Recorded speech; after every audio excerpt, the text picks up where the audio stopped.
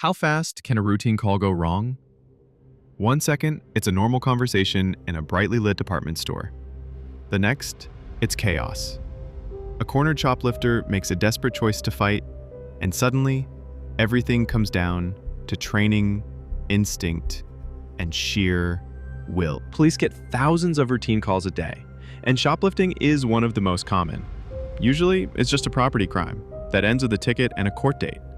But routine can be a dangerous word for a cop. We're seeing more and more of these minor encounters blow up into serious violence. Today, we're diving into body cam footage that shows exactly that. We'll break it down second by second to see how two officers handle a shoplifting stop that turns into an all-out assault. We'll look at their tactics, how they tried to de-escalate, and the tough calls they had to make when words just weren't enough. So, here's the setup. It's a weekday afternoon, and officers get a call to a big retail store. Loss prevention has a guy in their office who they saw trying to steal some high-value electronics. They said he was cool at first, but now he's getting agitated and won't give them his name. On paper, it's a standard call, but the officers are already thinking ahead. The suspect is in an office, which is good. It's a controlled space. But his agitation? That's a red flag.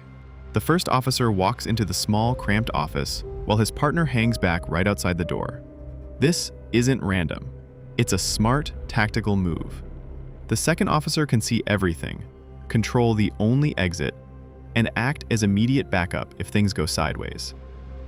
The lead officer starts talking. His tone is calm and professional, not threatening at all. He introduces himself and asks the guy for his side of the story. This is textbook de-escalation.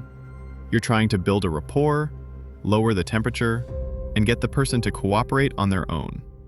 An arrest is always the last resort.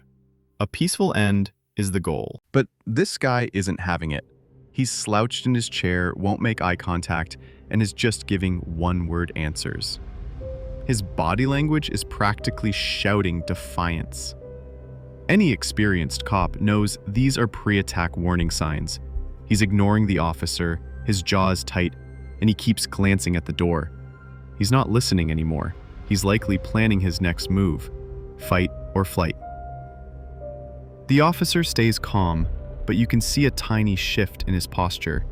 He creates a little more space, blading his body slightly to protect his gun. He knows this is sitting on a knife's edge. He keeps trying to talk the guy down using what some call verbal judo. He's explaining the process, laying out the options, and basically trying to give the suspect an easy way out of this. It's a tough balancing act. You have to be firm and show you're in control, but not so aggressive that you push them over the edge. But it's not working. The suspect just gets more and more agitated. He starts raising his voice and then shifts his weight forward in the chair, getting on the balls of his feet. That's a huge red flag. He's getting ready to launch. The window for a peaceful resolution is closing, fast. The lead officer sees where this is going. The time for talking is over. He says calmly, "Sir, you're not free to leave. I need you to stand up and place your hands behind your back." And as the suspect gets up, he just explodes. No warning. He lunges forward, swinging a wild punch right at the officer's head. In that instant, we've jumped way up the use of force continuum. Words failed, now it's hands-on. The lead officer's training takes over. He doesn't just block the punch, he redirects the guy's momentum. At the exact same time, his partner moves in from the doorway. This is why working as a team is so important.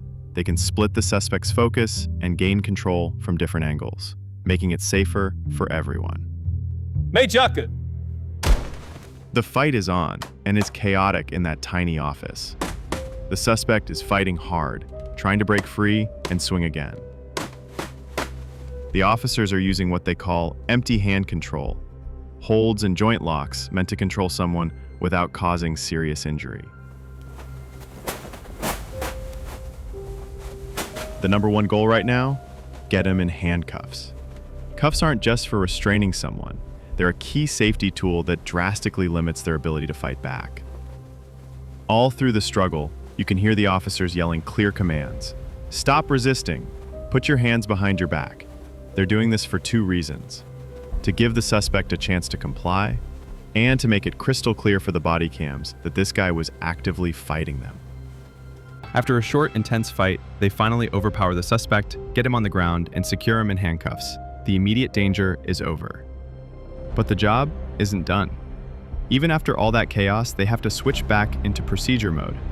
They immediately sit the suspect up to make sure he can breathe okay, and they double-check the cuffs so they aren't too tight. If he were hurt, getting him medical attention would be the next step. But the scene is safe. It's all about the paperwork. They recover the stolen electronics, get a statement from the loss prevention officer, and the body cam footage itself becomes Exhibit A.